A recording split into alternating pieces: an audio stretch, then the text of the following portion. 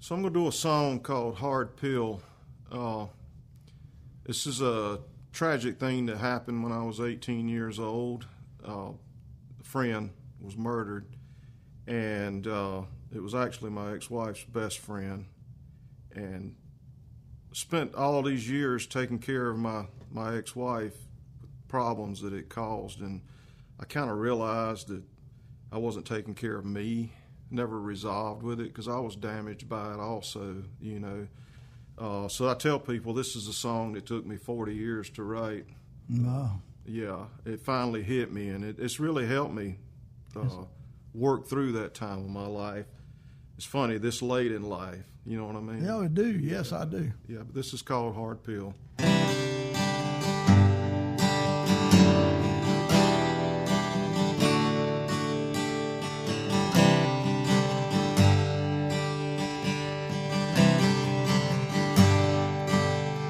Like a ghost you went away, like a ghost you're here to stay, like a ghost you took two away, but you left the angry one behind. Like a ghost in a memory, your memory's still alive in me. Like a ghost every once in a while, I can still see you smile.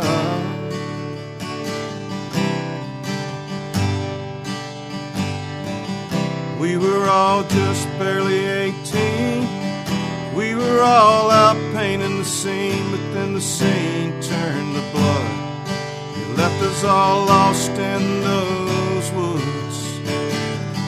I remember that Sunday morning, the words came to me without warning. I remember every word she said, like a ghost that's in my head.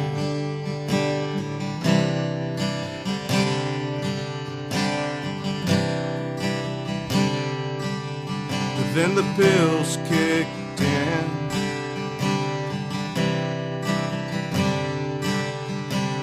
Again and again. We were just masking the pain, but your ghost still remains. Such a hard pill to swallow, such a hard pill to swallow,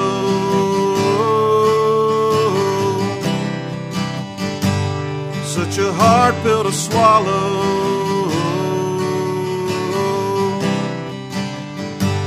such a hard pill to swallow.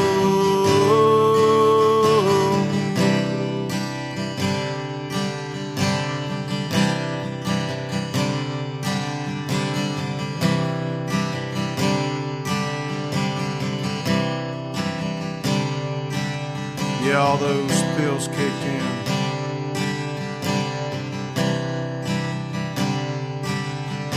And the pills always win.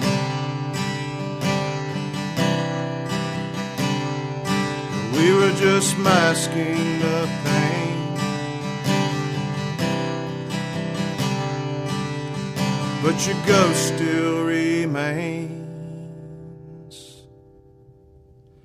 Such a hard pill to swallow, such a hard pill to swallow.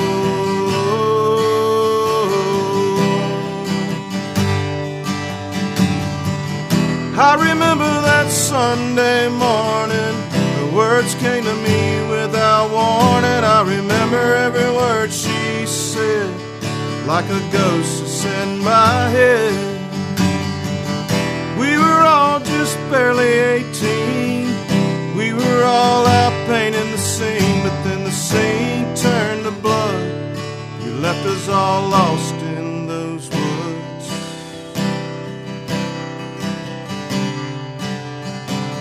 Again and again, every once in a while,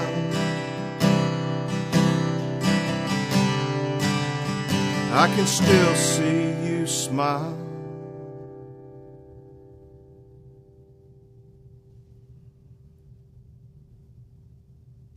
Hey, look what we have found. A big sound in a small town, far away from the bright lights. They're making music every night. Discover what is all around. A big sound, a big sound in a small town. Big sound, small town. A really big sound. Big sound, small town. In a itty bitty teeny weeny tiny town. You're listening to Big Sound, Small Town with Sandy Carlton.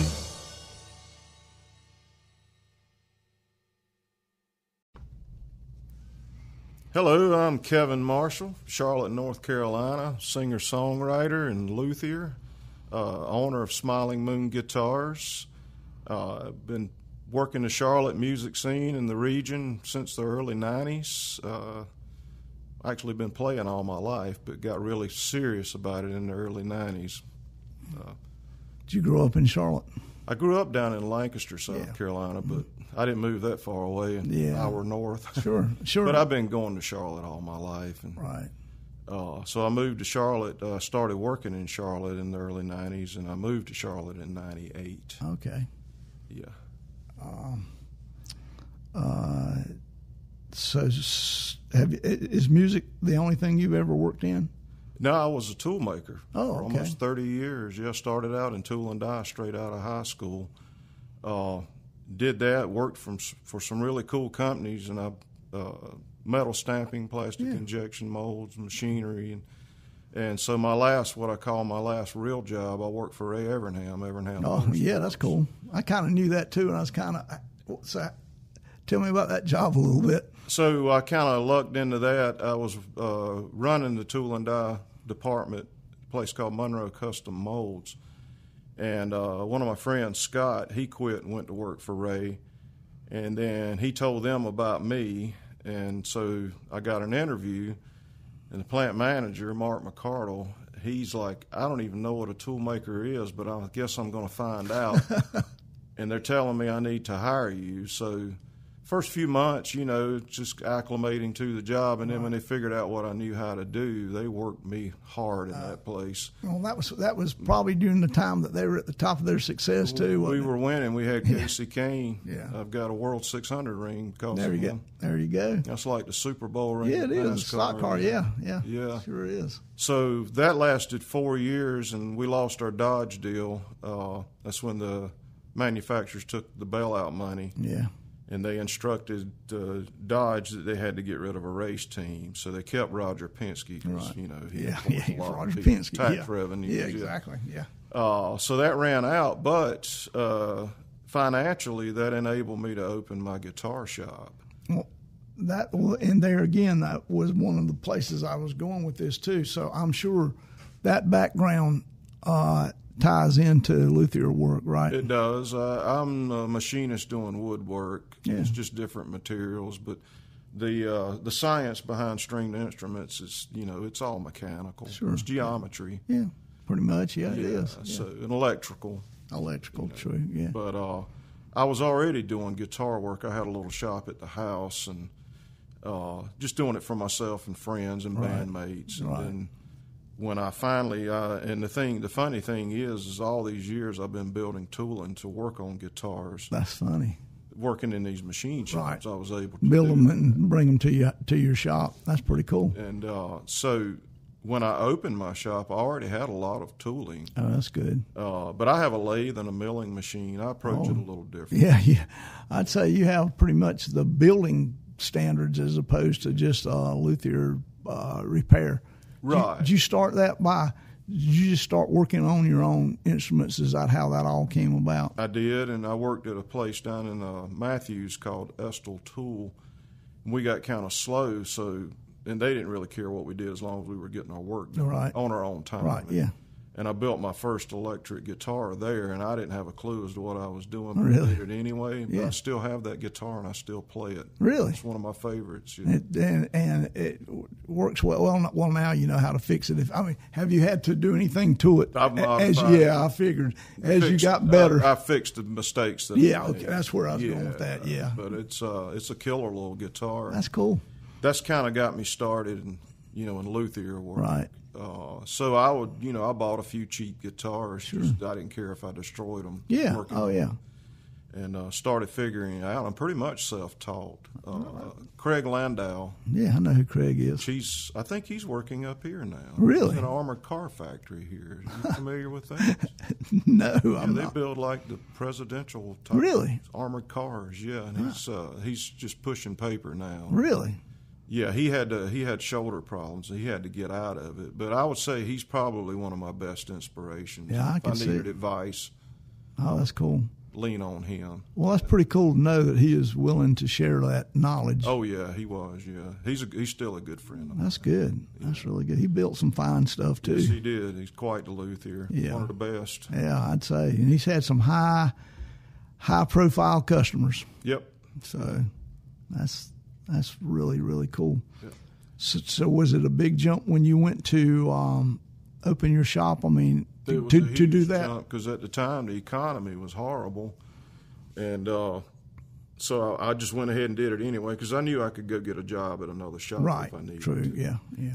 And the funny thing is, during that, a lot of musicians lost their day jobs, and they were tired of the rat race. So instead of going back and trying to find a job, they got their instruments ready and started playing full time. And there's several of them are still playing. Sure. Tom Coon's one of those. I had guys. Tom. Well, I knew Tom from the Rank Outsiders. Oh, so, yeah. So they all started playing full time. So what happened was everybody was digging their guitars out of their closet and out from under the bed and bringing them to me. And I was really busy when I first opened them. That's a great way to start it off. It I mean, was. And then I've been busy ever since. And during COVID, I got really, really busy because people were bored at home, not going out. Oh, yeah.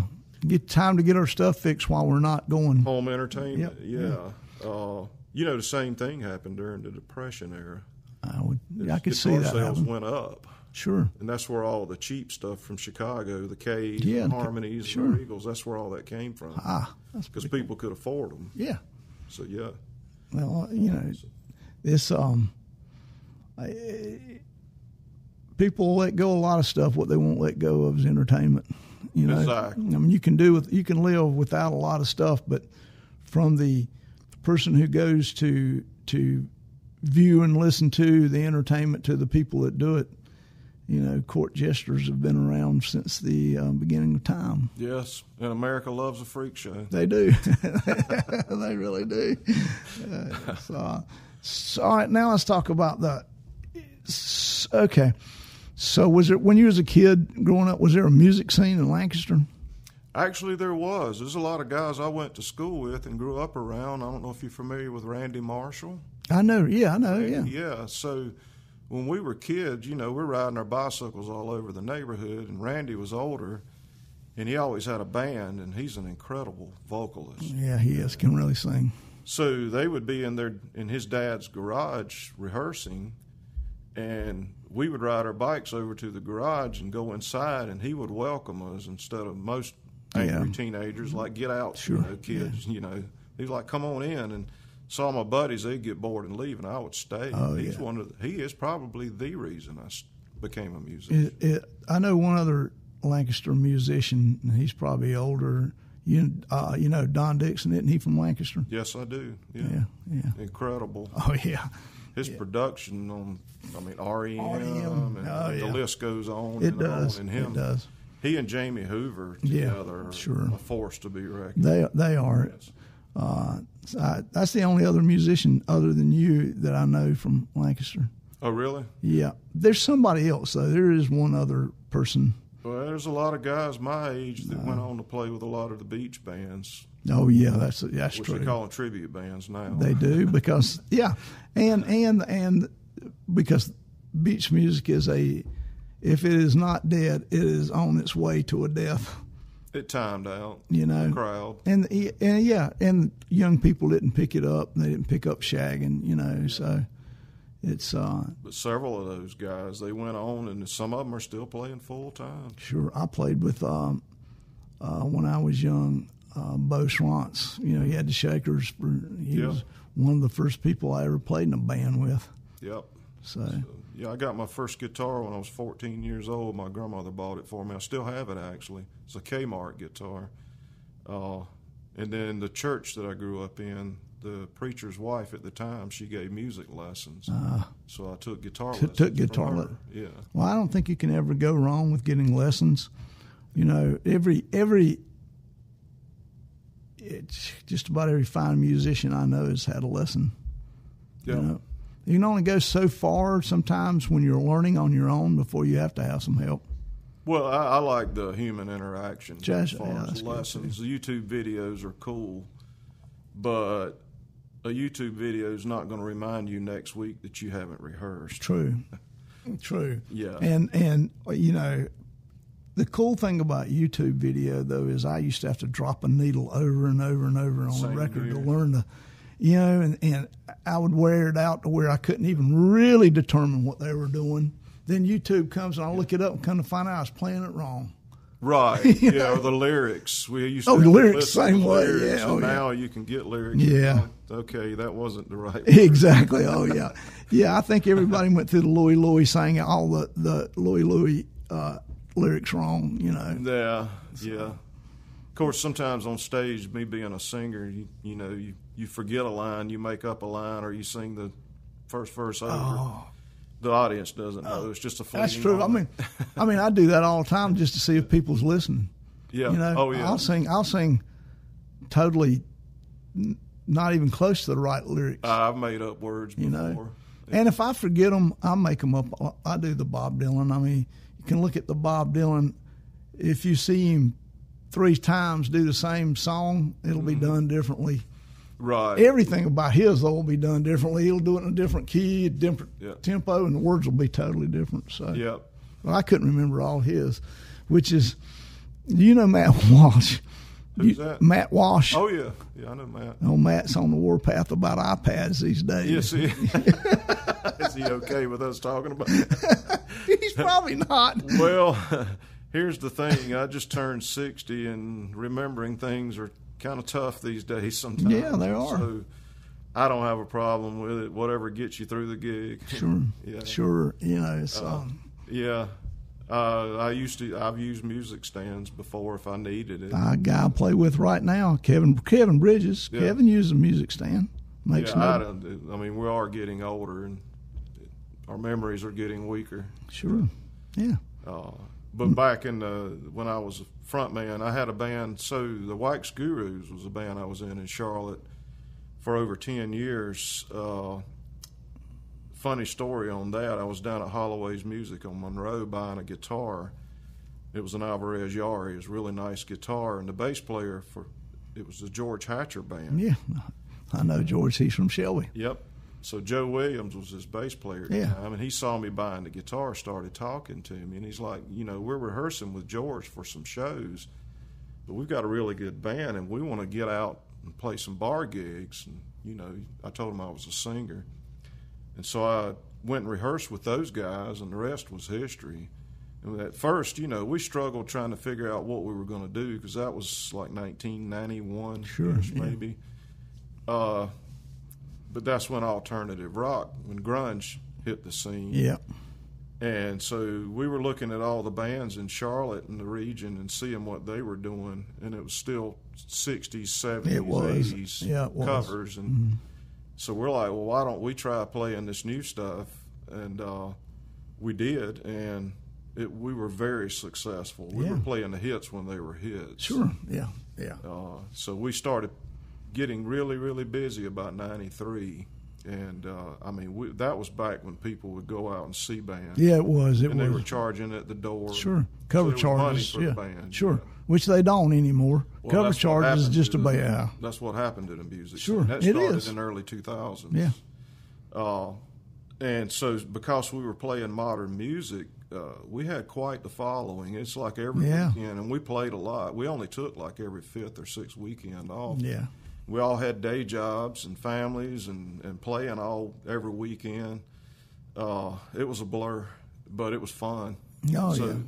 I've always been a songwriter, and I made it clear to them, if I'm going to do this, we're going to do originals. Right. And we did, and we recorded a record with Jamie Hoover at Hooverama. Right. Yeah. Oh, yeah, I've been there, yeah. Oh, yeah. Jamie's still a good friend of mine, and that was a pleasure working with him. Yeah, I'm sure. It took us about a year, but me being the songwriter and the lead singer, I made sure I was at every session no matter what. Oh, yeah.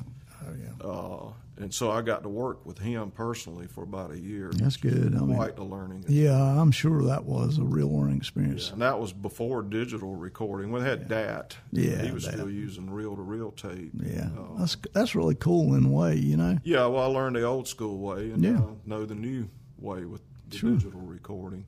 So and there's the record went really well. There's pluses and minuses both ways too. The editing is the plus. Oh, that is a real plus. Yeah, a real plus. You can move things around much easier. Yeah, you can. You get a good guitar riff, just keep repeating. Just fly it. Yeah. Even a vocal, you can fly if it's a chorus or something. You know, you can slide it on over. But yeah, with the Wax Gurus, we were very popular and playing regionally. We did some touring, but we were so busy regionally. I mean, we didn't book gigs; they booked us. Right, that's good. It's good. Yeah, it is what good. You want, it is.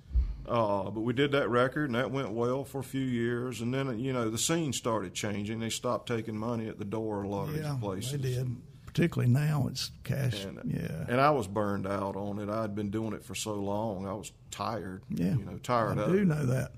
So I left that band, and from there I took a break for a little while, and then I started back just doing acoustic gigs and writing, concentrating on original music. And so 2013 I started on a new record and started a new band, Kevin Marshall and the Jaywalkers.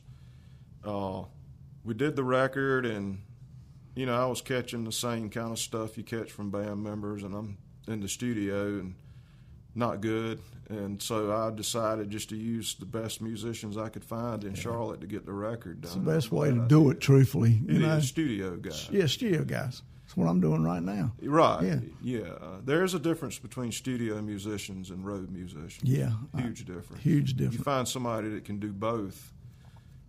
So anyway, the only original Jaywalker I used was Matthew Carter, drummer, and he's really good in the studio and really good on stage, and he's very creative. And that's how I started working with Eric Lovell in Bubble Studio. Yeah. He and Gigi Dover. Right. And, we use people like Jason Atkins, Rick Blackwell. Yeah. And, I don't know if you know who Doug Henry is. I do. Saxophone player. Yeah, I do. He did a track. So we got the record done. In 2015, we released it, and Eric and myself put a band together. So it was me and Eric and Matthew Carter and Tim McDonald and Mike Bader. And we worked for 3 years off that record. We did some touring down in the Low Country and played festivals, big stage. We got to do the Tosco, music party. Got to do some really cool stuff. But that kind of started dying off, So I just started doing acoustic gigs and, again, concentrating on singer-songwriter type stuff. That's what you're doing primarily now? That's what I'm doing now, But I did talk to my bass player, Tim, the other day, and we've got a lot of stuff started in the studio. So we're thinking about doing a little reunion and putting a little EP together. Well, that'd be cool. Yeah. That would be really cool. Do you remember the first song you ever wrote? Yep. I think I called it My Flea-Bitten Dog. I think I still have it. That's pretty cool. I've kept all my lyrics all the years. Yeah, I work on computer now. But back when I used to handwrite. Oh, yeah. I still have everything. I have stuff I have bits and pieces on everything that you can think of. When I started writing, I have. Yeah, I don't throw whatever was available. Sometimes I'll dig through that box and I'll find a line. Yeah.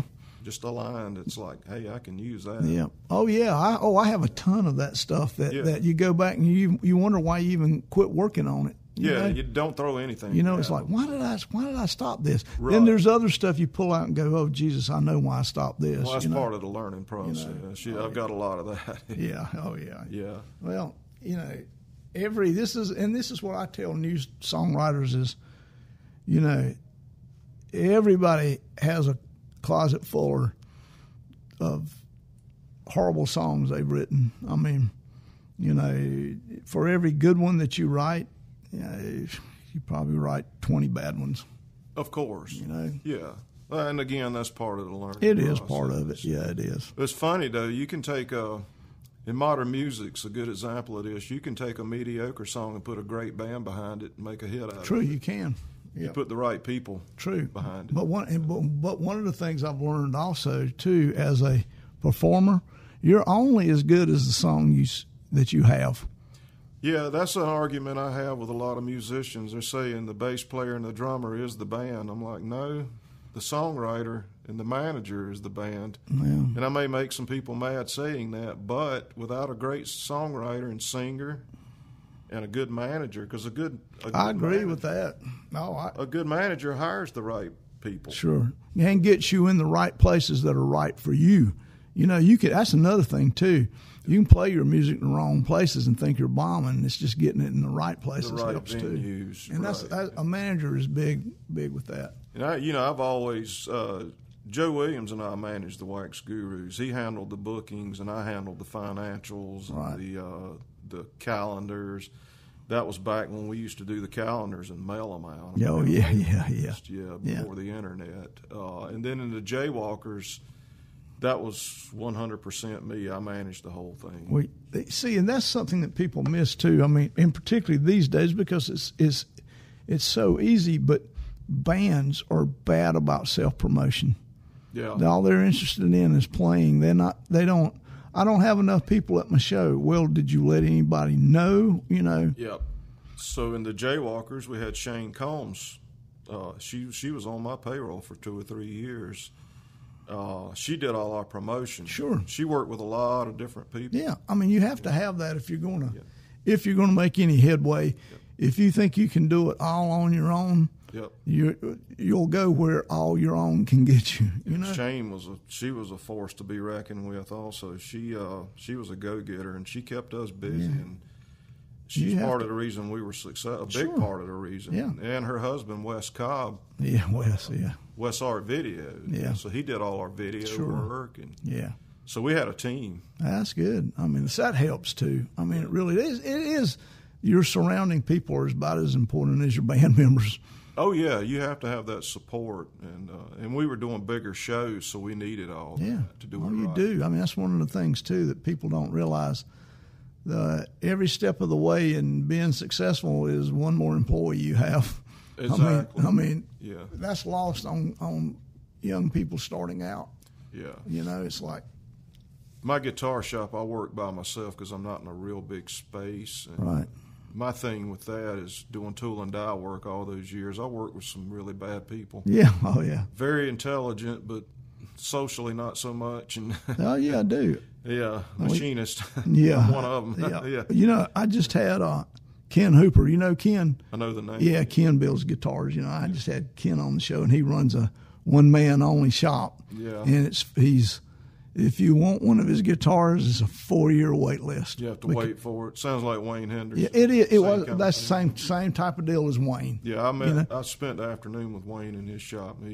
Same kind of guy. Really, they're kind of similar. Yeah. Similar guys. I mean, they'll help another person that's learning, and you know, that's another thing too. I've learned that people that help other people generally are not intimidated. They know that they're good at what they do, and therefore they're willing to share about anything they know. I used to be competitive in music and business, and now it's like I want everybody to do well. Yeah. You know, you mellow out as you get older. You do. You do. And I'm not going to be able to do it that many more years, so I want somebody to carry on. Sure. You know, I wish I could train somebody, but I don't have a lot of room. But I'll be honest with you, I'm kind of happy working by myself. Yeah, well, there's a zen to that. Yeah. Well, being a musician, I've been herding cats all my life. True. This is true. You have. Yeah. Yeah, you have. Yeah, but the cool thing about what I do now is all the musicians that I get to meet. Yeah, that's true. Yeah. I mean, that's a good part of it. Yeah. And you've built yourself a pretty good reputation. Well, actually, it's cool that we're doing this podcast today. Today is my 12th anniversary. Oh, that's really cool. Smiling Moon Guitars. That's really good. Officially open. You just built? You can talk about. You just built a fairly Charlotte, locally famous guitar, did you not? Yes, I did. The double door in. Yeah.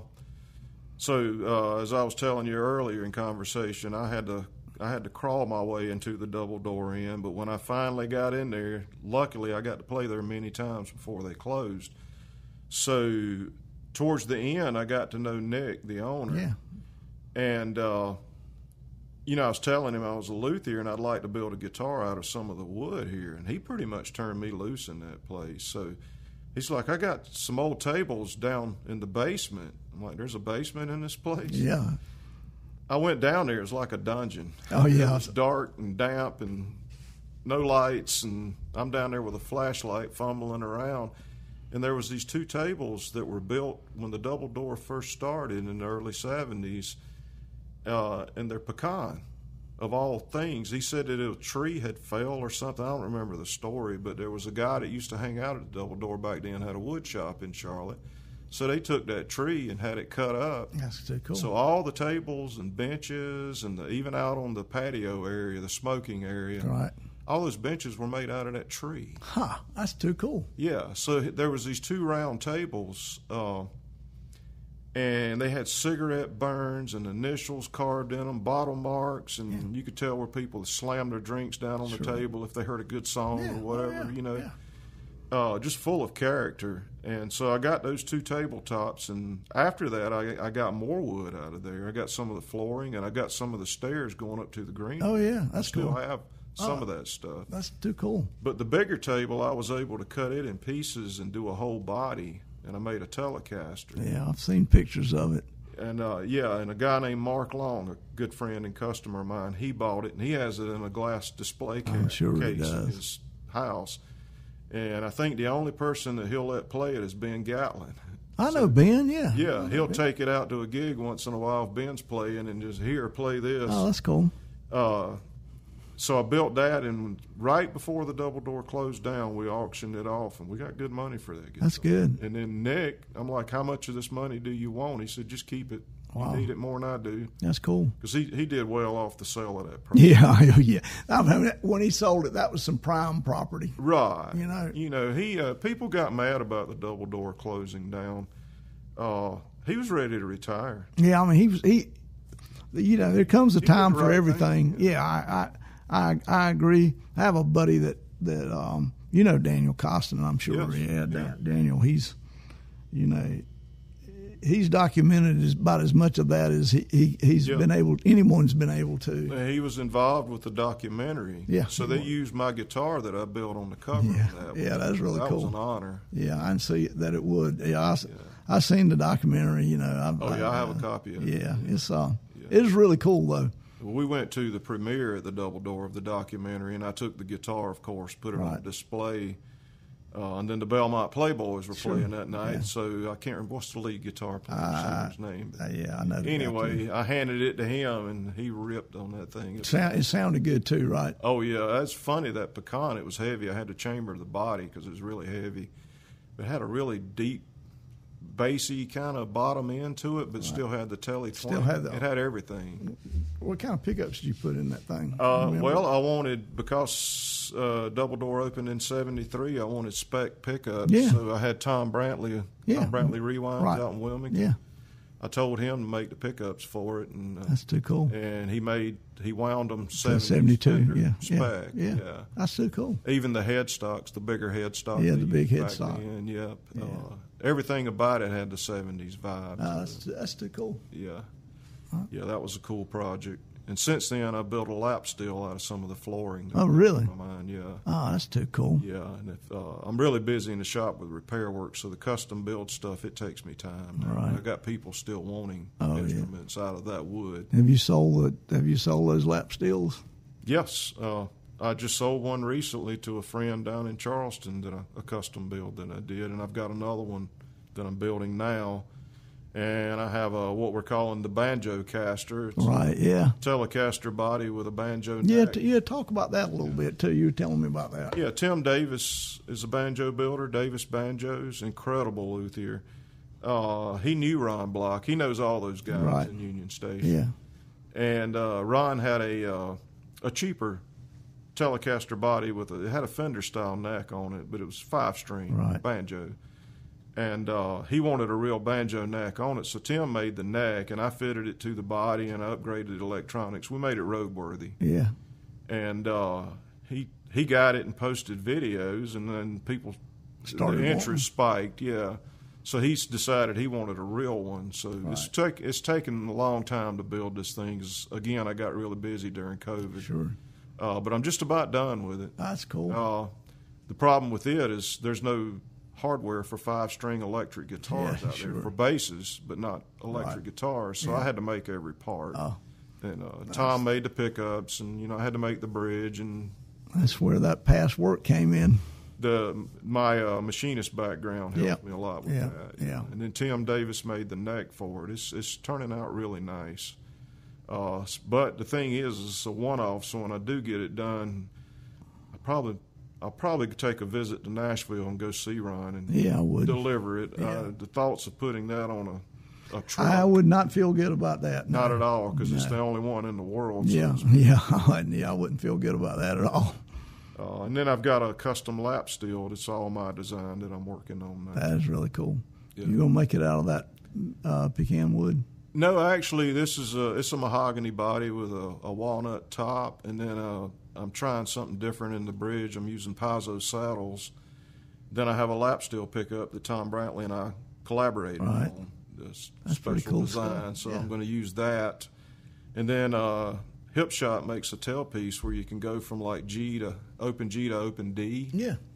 And it was actually collaborated with Jerry Douglas. Huh. Yeah, so I've got one of those on. You have to well, wait, you can't do that with the lap steel. So I guess it's not a lever type thing like the Hipshot one. It's the Hipshot unit that I'm using. It's a tailpiece would go on a dobro type lap steel resonator. Right. And it's a lever. You just tune it in like open G and flip the lever and it goes to D. But you don't have to. The Hipshot that I used to have, I had to use my hip to actually change it. But since it's a lap steel, it's a tailpiece with a lever. Right. And just flip the tailpiece down there. You got screws that you got you. Tuning. Yeah, that's cool. Tuning, You can drop it all the way. You can drop them all. Yeah, that's cool. So this is kind of my new design as far as electronics and hardware, and we'll see how that goes. And if that works, I'll just start going with that for a while. Yeah, that's pretty cool.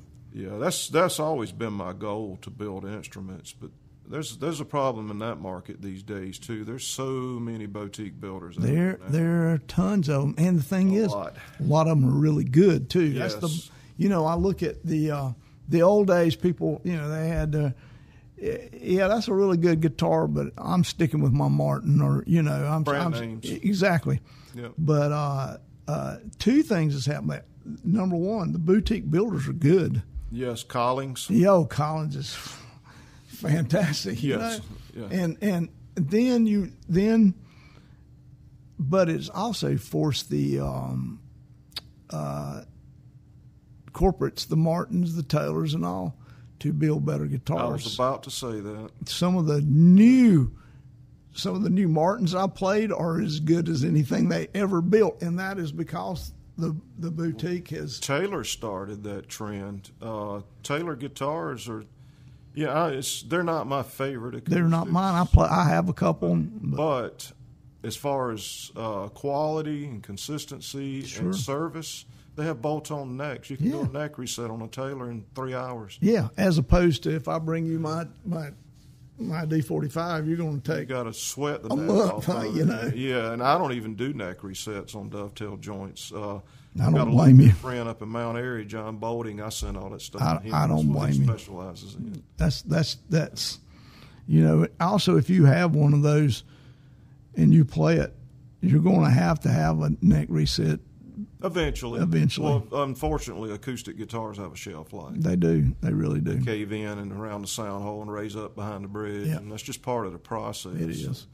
Acoustic instruments, I use example like when someone moves out of a house and no one moves back in, the house immediately starts falling apart. Does. So do acoustic instruments. Yeah, that's true. They're meant to be played. They are meant to be played. I agree. Yeah, solid bodies hold up better, of course. Solid bodies, yeah, they do. But acoustic instruments, if you don't play them, they'll fall apart. Particularly arch tops too. I mean, you find arch tops, but then when you get to looking at them, they're really troublesome. Shape. Yeah, they are. Yep, they need neck resets. Yep.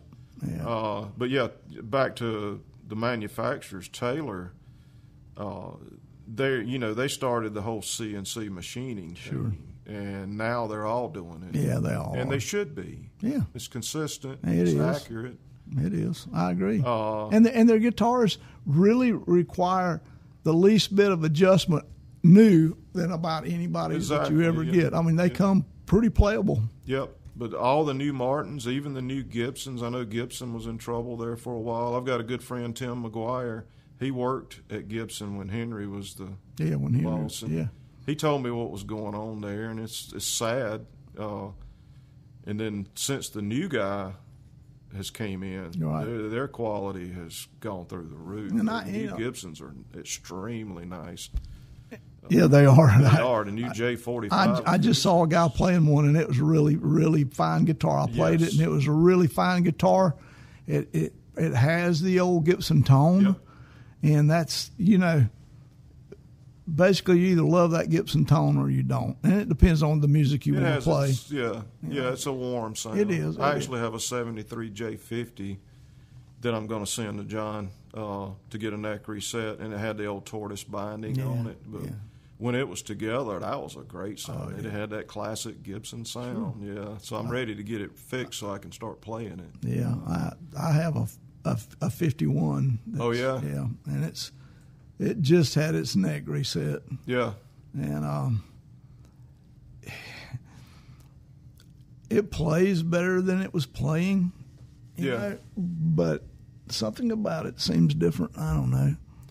Yeah, when you start changing stuff, the geometry and all that, it changes. It does. It really does. Yeah. I love that. I love that guitar. I played the immoral living crap out of that thing, and now that it's been technically fixed, it doesn't sound as good. Not quite the same. I mean, it still has the Gibson sound.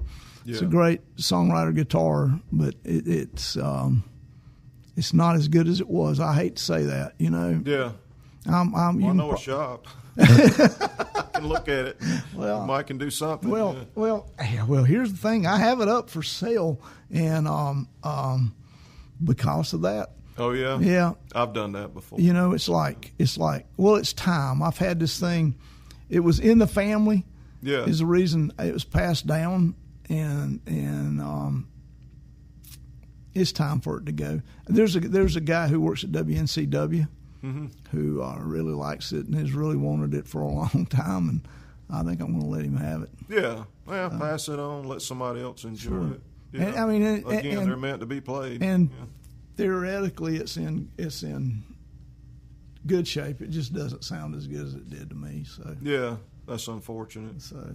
And I know how good the new stuff's building, and I can buy new and have money left over.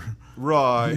Well, the vintage guitar market went through the roof during COVID. It did. Yep. And I'm kind of glad it did. It needed to happen. It did, because it had been going the other way. Right. I mean, it had been dropping. You'd hold stuff and be really proud of it, and you'd see the prices just going down. And there's no limit to what people want. No. I mean, I sold an old Harmony Stratotone to a lady out in California. It was in good shape. I had to restore it, but it's in really good shape cosmetically. I got good money for that little guitar. Those things were $150 new. Yeah. The 59 model. Oh yeah. And I sold a Supro, same story. Oh yeah. Yeah. And those were kind of cheap guitars. Oh man, I used to buy those things all the time. Yeah, it was a really cool guitar. I would buy dual tone. Yeah. Yeah. Every time I would find one for a long time there, I'd buy them. And they make great slide guitars. That's perfect for slide. Those pickups. Those pickups were great. And yeah. I had a bunch for a while. Yeah. But then they came. Then their prices went through the roof, and I thought, well, I'll just sell some of these. Yeah. I mean, they went from I picked them up for nothing. Right. And then that was before pawn shops had the internet and usually didn't know what they had. Yeah. And I'm a collector of fine junk, and the internet and Pawn Stars, American Pickers. They make it really hard these days because you go into these thrift stores and such. There's a Habitat for Humanity restore close to my shop, and I go in there every day. Yeah, just to see. And I found some really cool stuff in there, but it's getting harder to find. People know what they have. They do. Which is good for them. Yeah, it's not good for me, though. No, not good for me either, Being a collector. Sure, yeah. It's, but the stuff's getting harder to come by. Yeah, it is. Got a good friend, David Finch, Dave's Guitars. If you're ever looking for anything vintage, valuable, that's all he deals in. Oh, okay. He's young, and he's a go-getter himself, and he's finding some really cool relics. And there's still stuff out there. Well, he's got a knack for finding the ones that still belong to the original owner. Oh, that's even cooler. That's hard to do. It is. You got to dig for that stuff. Yeah. So yeah, he's fine, but I can't afford them. I can't afford them either. It's too much. But I'm glad that the prices are up. It's Americana, Yeah, it is. It's anything vintage. Sure. That's cool. You know. Yep. I agree. It's funny too. I know a guy that's antiques dealer, and he's saying no one anymore really wants antique, but they want vintage, which is a different thing, really. He says, Right. Well, so, it's a shame that vintage is 80s now. Yeah, exactly. yeah, it is. Makes me feel old. Yeah, it is. So I don't know. Yeah, but you're talking about guitar building, though. We're in the golden age of guitar building we are right now. I think we are. Because of technology. Yeah, because of technology. Yeah. And you can be, and I see. Okay, so you're an older guy that embraces technology. I'm sure that comes from a machinist background too. But if you don't, if as you age, if you don't embrace technology, the world will leave you behind. Exactly. Yeah. I mean the internet. We pay all our bills on the internet now. With the click of a button. Yeah. And the whole EV, electric vehicles, which I love them because most of them are wicked fast, and I'm a motorhead. So yeah, they are fast. They're really fast. Yeah. Some of the exotic EVs that they're building, I get on YouTube and look at the videos, but I tell people that are against EVs, well, you better get a bicycle or a horse. Yeah, I agree. Because you're not going to be able to buy it's going to come. A gas burner. It's coming, it's whether coming. we like it or not. Yeah, I agree.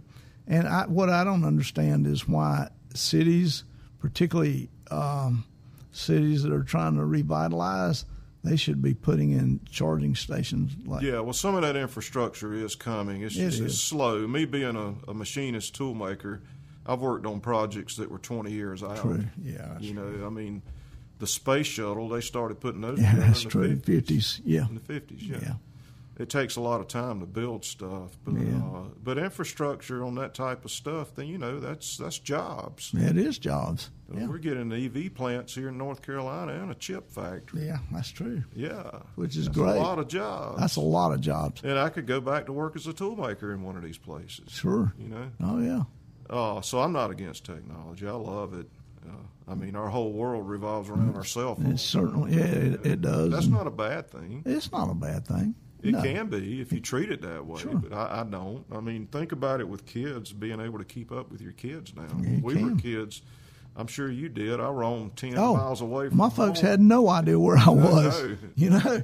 I mean, if I could get home, if I was coming home and I could hear my mom's voice calling from wherever I'd been, I knew I was in trouble. Same here, yeah. But they had no idea where I was. No, we were out in the woods. Yeah, we were out in the woods. Yeah. Yeah. They had no idea. It's like, things are different now. But as far as keeping up with each other, technology is a good thing. It is, and I do think it allows people to. I grew up in the party line. I don't know if you even know what a party line is. Where you pick up a phone and there's other people on the line, and you would actually have to tell them. Oh, y'all had? Party line. I see, it's like, hey, I need to really make a call. You need to get off of here. Yeah. Or when we were kids, we would prank some of the people. Oh, yeah. Yeah. Well, I used to fart on it to get people to get off, Yeah, we did all kind of crazy stuff. Yeah. I'm glad those days are over. Yeah, I'm glad that. Plus, you knew everybody's business. You just pick it up and listen. Right, yeah. So your mom is doing what? Right, yeah. I heard on the phone, your mom, Yeah, gossip. Yeah. I grew up in the community of gossip. Yeah, I grew up down in Lancaster, South Carolina, a community called Elgin. Oh, yeah, that sounds about right. Yeah, and it's and it hasn't changed a bit. Yeah, They're all still gossiping about each other. It's South Carolina. What do you expect? Right, yeah. Everybody knows knows everybody. And South Carolina's still an emerging nation, Exactly, yeah. It's amazing how much different it is living in Charlotte than just where I grew up, just an hour south of Charlotte. Charlotte's a great city. Charlotte's been good to me musically. That's good. Live performance in my shop, Charlotte's been a blessing for me. There's a lot of really great musicians in Charlotte. There are a lot. Yeah. A lot of them, though, you never hear about. Oh, they're all doing their thing. Yeah. Well, Jim Brock's one of my Jim heroes. could be one. Yeah. He's played with some big names. Sure he has. Big time, and still is. Yeah. He's touring with Amy from the Indigo Girls now. He played on a record of mine one time. Yeah, he's played with Marty Stewart. Yeah. The list just goes on. It does. Does he even live in Charlotte these days? I think he's down towards Monroe, but he still plays in Charlotte a lot. And then his son, James, the same thing. He's following right in his footsteps. And there's so many. Jason Atkins. I mean, look what he's done with the keyboard thing. They brought back the old Hammond organ at the hockey games. Now he's Greasy Keys, and he's become famous for that.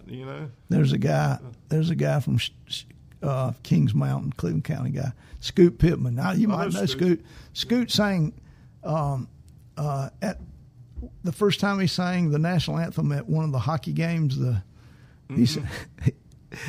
He sang the wrong words, and everybody made fun of him and all. But they hired him back. And he did that for a while. Oh yeah, yeah. So when you had Brothers from Mother band in Charlotte, he's actually the first band I saw in Charlotte at Loafers. Really? On Independence Boulevard. Yeah. Scoot's a fine musician. Oh yeah, that was a great band too. Scoot has the funkiest. Yep. He had the funkiest record ever to come out of Cleveland County for sure. Yep. With Fat Back, Yep. I remember all that stuff. Oh man. Yeah, he's a great guitar player, vocalist, and drummer. People forget sometimes that he's a drummer because he does sing and play drums. He can. Which is a rare thing. He can. Yeah. He's a fine musician. Yeah. Yeah, good guy. Yeah, he's a good guy. Years. I haven't seen him in a long time, but I mean, the list goes on of Charlotte musicians.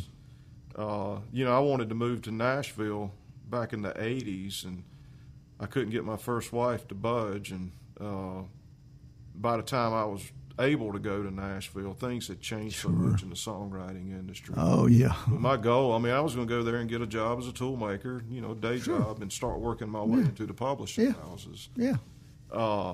Everybody there has a day job anyway. It's just how good a one can you have? Right. Yeah. And particularly with the songwriting, if you're not playing as a road person, then basically you got a job of some type. Because this and it's definitely changed now. Royalties aren't like what they were then. Oh no, there's no money in it anymore. No, songwriters don't get paid like they used to. No, there's a lot of people. Look at Daryl Scott. Oh yeah. He became pretty wealthy off of what is it? Never Leave Harlan Alive. Is that correct? Yeah. Yep. And that's back in the day when you could still get royalty checks. Yeah, right. Yeah, he lives across from Hippie Jack's. Yeah. Yeah. You played at Hippie Jack's. Yeah, I played Hippie Jack's. That's pretty cool. We played in the Sanctuary. Yeah, that's cool. Yep. He's quite a character. He's a character. Yeah, he's a character. That was a good gig that night. That would be. I need to get Hippie Jack on the podcast. That'd you be should. Good. Yeah, that'd Jack be good. Stoddard. Yeah. We drove 7 hours to play for 45 minutes and spent the night and drove back. That's all we did. We drove all the way to his place that's to do about one right. set. But it was awesome. Oh, yeah. I'd do it it's again. awesome. Yeah, I agree. Yeah. Well, there's certain places like that you go anytime anybody lets you. Right. You know, that's one of them. Iconic venues, so to speak. Yeah. Double Door Inn was one of those places. It was. Another place like that. Have you ever done the Blue Plate Special there in Knoxville with? I haven't yet. When we did the Jaywalkers record, I was supposed to do it, and I don't know what happened with scheduling, and then we stopped playing but I'd like to go back. If you get a chance, you need to do that. That's a fun one. We have a new act. Joe Middleton is the first songwriter I met back in the early '80s. We were both in NSAI, the local Kings Mountain chapter, actually. Yeah. And he and I have been really good friends since then. And all these years, we never played together. And now we've got a new act called the Southern Gothic Music Club. Oh, that's cool. And it's me and Joe Middleton and guitar player that played with me in the Jaywalkers, Mike Bader. It's the three of us. But it's not really a band. People say, is it a band? I'm like, no, it's a club. Oh, that's kind of like So we'll bring you in for a show. You know what I mean? That's what we're doing. Yeah, that's what you're going to kind of do with us up here, too. At Dragonfly Wine Market. Yeah, that's in August. Yeah, it is. Yeah, on the 10th, actually. Yeah, with Kevin Bridges. Yep. Yeah, we just had one this past last Thursday. Who played on that one? Val Mirza. Yeah, she's a customer. And Doug Thompson. Who they played with us. Friend of mine. So Doug, we did a show at the Evening Muse. That was our first big show out, and he sat in with us. Yeah. So we had Mike Bader. He's backing us up on guitar, and Tom Ewer played with us on that show. Yeah. I was very pleasantly surprised. It was a weeknight, which is hard in Charlotte. Charlotte's a weekend town still, unfortunately. We had a really good crowd there. Well, the good thing, good support. You know, what I do is I put people on the songwriter night that has done the podcast, and Kevin and I have played in a band together, and you know we're friends, and he's done the podcast, and we host that, and we've been doing that, but which has been really, really good because a Thursday night where we do it, Dragonfly. Mm-hmm. It's a good night, and it's a listening room. People actually listen. That's the only place I'm interested in playing anymore, to be honest. Yeah. Why would people not want to play for a listening room? I mean, you know, and they have a nice, good crowd of people, and they actually listen. I've always said I'd rather play for 5 people that are listening than 5,000 that aren't. Yeah, then you don't have to change those words around, you know, just because you're bored, you know. Yeah. So it's and we kind of have a club too. So Kevin, myself, and a guy named Dale Britton, fabulous singer-songwriter. We have it's probably more like a club than a band, but we do the Handsome Johnny's Act where we cover John Prine. Oh, that's cool stuff. So that's pretty cool, and you know that's just a side project type thing that's fun. I met John Prine at the Basement in Nashville. You remember Dwayne Jarvis? I do.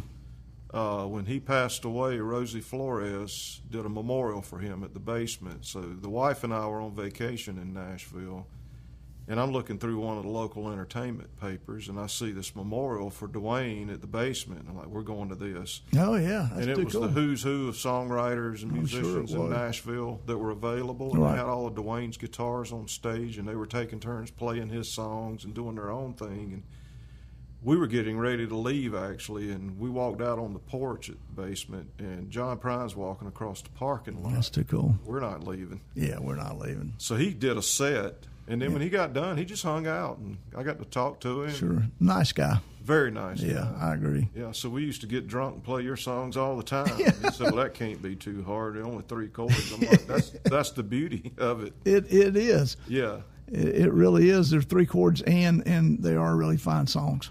Oh, he was such a guy. I hate we lost him. Yeah, that's a hard loss.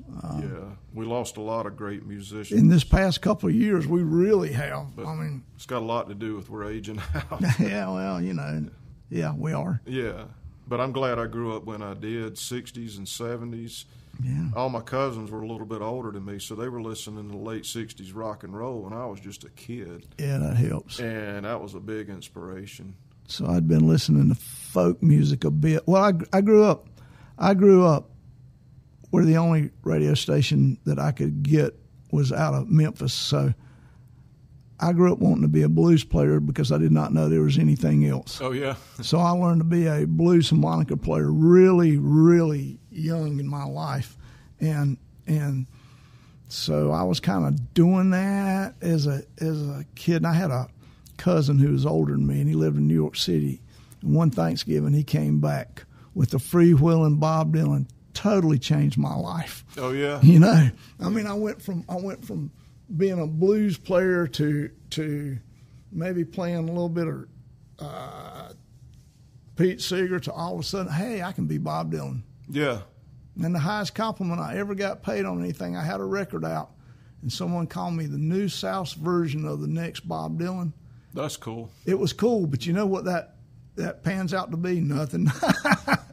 And a stereotype. Yeah. I never played Southern rock. I love Southern rock. Uh-huh. I never, ever played Southern rock out because the first time you do, you're stuck with it the rest of your career. And the bad thing is, truthfully, if you play the real good Southern rock, you ain't that good. I mean, the Allman Brothers, you can't be much better than. Yeah, I mean, you can't duplicate. You can't. Skinner, you can't do that stuff. I mean, I call Atlanta Rhythm Section the Steely Dan of Southern rock. Yeah. They weren't really Southern rock, but they kind of got pigeonholed in that genre. Yeah, they did.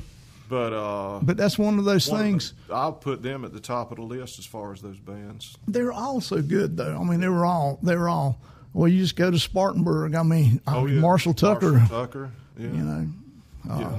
So I was fortunate to get to see Atlanta Rhythm Section in Savannah, Georgia. They did a reunion tour while the lead singer was still I saw it. Great show. Yeah. That's some great bands out of the South during that time. Oh, that whole era of music. I mean, look, disco. When I was a kid, I hated it, and I love it now. Well, you know, the queen of disco is from Shelby, right? Alicia Really? Bridges. I love her. Really? Yeah, she's from Shelby. In fact, I think they're going to induct her into it. We now have a Cleveland County Music Hall of Fame, and I think they're going to induct her this coming year. They should, yeah. You know, I don't, she lives in Atlanta now. And I think she's glad her disco days are past, but I think she's proud. Well, it was the 70s. Yeah, the 70s, exactly. That was a wild time. It was.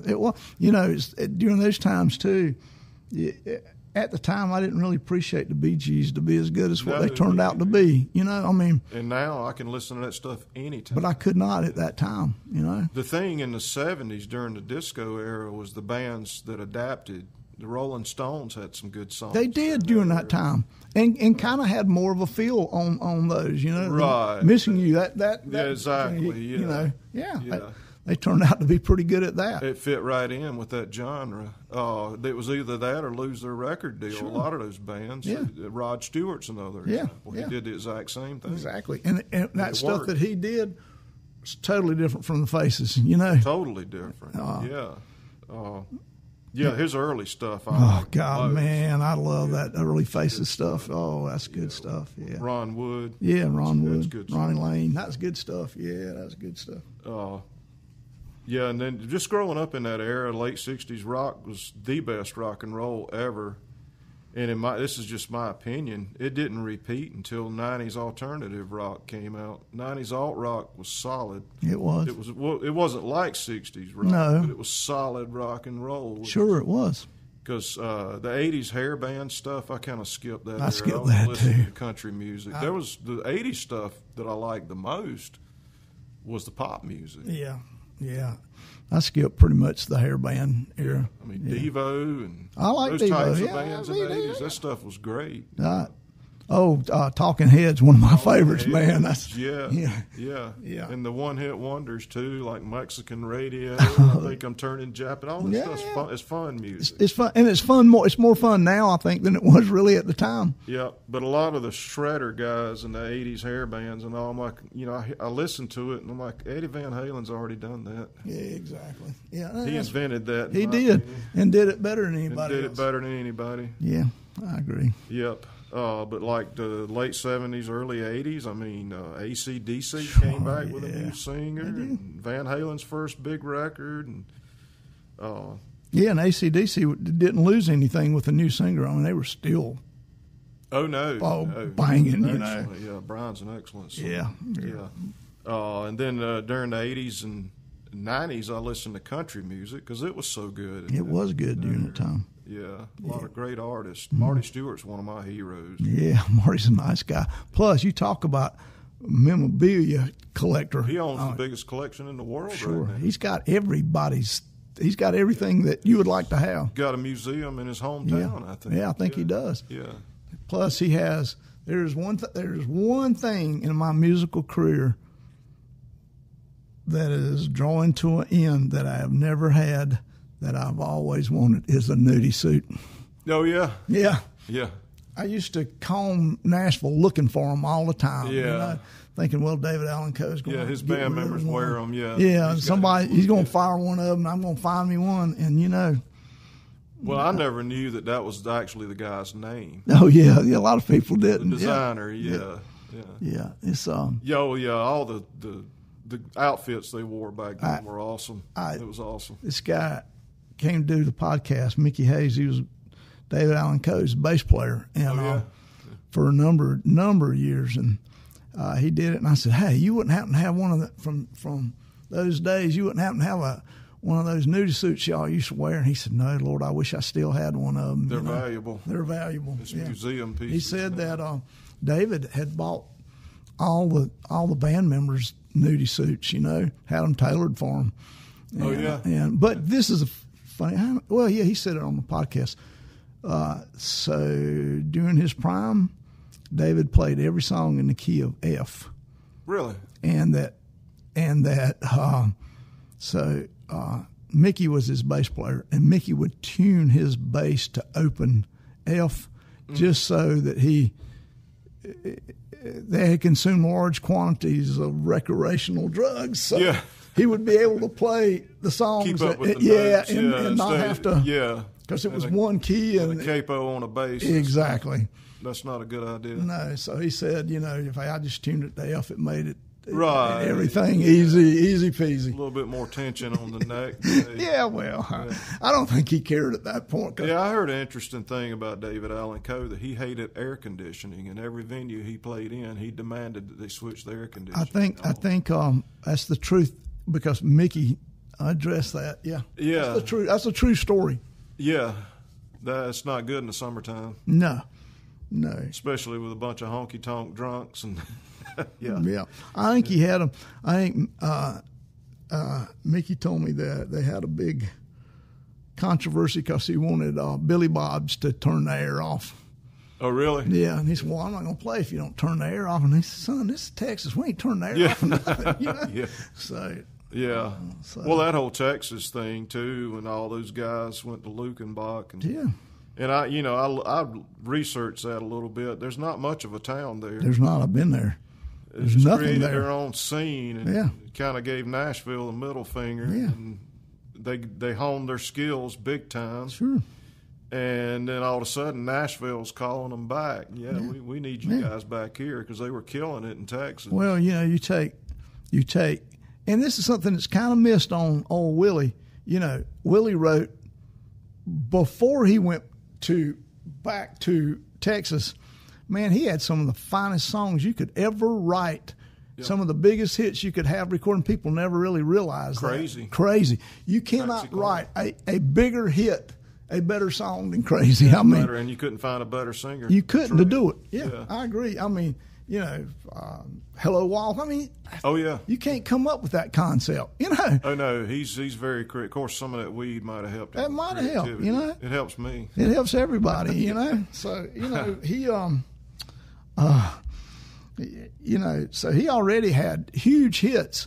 I mean, if you think about it, guys today would be lucky to have in their career royalty money that Crazy brought him. Of course. I mean, you could be living in Nashville now and have big hits, and your royalty is not what Crazy was. Oh, no. Is probably still. No, yeah, and still is, because it's still licensed. Yeah. Oh, yeah. That's a shame that the music industry has changed. But you know what happened to the music industry? Same thing that happened to the newspaper industry, the internet. Yeah, they didn't keep up. Yeah, I agree. Well, you know, so you get your royalty checks these days. You know, I get them 17, 23 cents. Yeah. You know, from same here. from streaming play. Yeah. I don't know. I'm still a member of BMI, but let's bet how much they collect these days. Well, not enough to pay me. No, well, it goes to like the top 100 artists. Yeah, that's not really fair to anybody, So the last royalty check I got was $8, and I took my wife out to eat that night. Yeah, I sat there and watched her eat. Yeah, Fast food. That's. I haven't had an $8 one in a long time. That's been a while. I was off the Jaywalker record. It's a shame. But that also created the internet killed record labels. It did. Record labels, what a lot of people don't realize about record labels, all they are is a bank with music connections. True. They don't loan money anymore. No. You own in the industry, you write the checks. Yeah. Oh, well, and I'll tell you something, too, that because I was part of one of these early on in my life, you can get a record, everybody wanted a record deal, and then, when everything's said and done, it's like, you owe us money.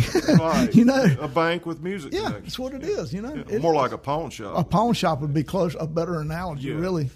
Because so now, NASCAR is the same way. If you want a ride, you got to pay for it.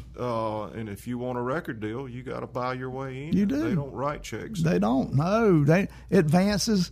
That's a thing of the past. But they don't have the money either because again, the internet killed it. But what it did do is open up avenues for small business musicians, which I've always been. Oh, you can take it as far as you want to take it. But you need to do it yourself. You can. Yeah. Don't involve a whole bunch of people. Well, there's a local band here doing that these days, and sure, they're not nationwide, but they're regionally big. Yeah. Dirty Grass Soul. I know all those guys. Yeah. They're doing it. They're good. They're good. They decided not to go to Nashville. They don't need to. And there's a ton of people. Well, and I don't know. Bottom line, had they done it, that they would clear much more money than what they're clearing anyway. And that's the bad thing. Is they have less capital involved. And they make the records, and they sell them at the shows. Well, and they can work at their own pace. They can book their own shows. Sure. Do the whole. Yeah. That's kind of the world. Look at Jason Isbell. Yeah, Jason's a prime example. He's a prime example. Sturgill Simpson's a prime example. Yeah, and they're at what they do as successful as anyone. Exactly. It's and then making more Tedeschi trucks. Same thing. Well, so Derek says that he'd like to be home more, but he has 15 people in his employment. They run a lot of people up and down the highway. They do, and that's what he was saying. I'd like to be home more, but I like having this big band, and we're willing to sacrifice to go up and down the road. I don't see how they do it because I don't either. They got a fantastic huge band. The NPR Tiny Desk concerts, that's a good study. I watch those a lot. I watch them too. And Tedeschi Truck's performance on there, the thing I like about it is you can see what Derek's doing and you can hear what he's doing. Yeah, you can. Derek's pretty amazing. Derek, slide's one of my big things, and it's like, he's one of the best in the world. He is, hands down. And there's no effects. Fluid. He knows he uses no effects. Yeah, he doesn't need it. He don't need them. He doesn't do anything but play that SG. Yep, but he reminds me of more of a lap steel. He's got player than a bottle. I call it bottleneck slide on an electric. Well, there's guitar. a difference between he and Warren. So fluid. Warren is fabulous too, but there's a difference in their slide playing. Oh, his style is amazing. All those cats. I play lap steel. I'm going to play a song on my lap steel here soon. I'm not that good. I'm winging it. I don't mind admitting that, and that's one reason I play and sing my own songs. Sure. But I do sing and play lap steel, which that is pretty rare. Yeah, that's a Ben Harper thing. Yeah. So you keep it simple so you can keep up with the vocals. Yeah.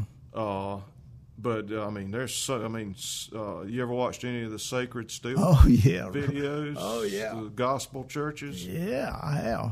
Oh yeah. And that's like a society. It's kind of like our Southern Gothic Music Club. It's like a nationwide thing with them.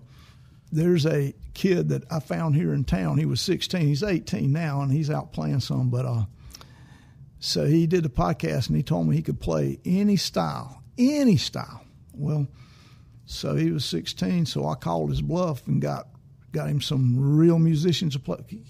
He could do it. He can play the sacred steel.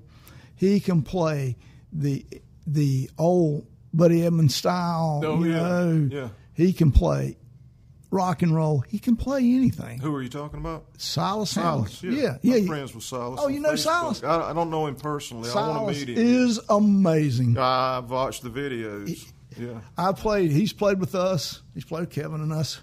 And he can go from playing rock and roll to gospel. He even played dobro and played bluegrass with us one time. Yeah.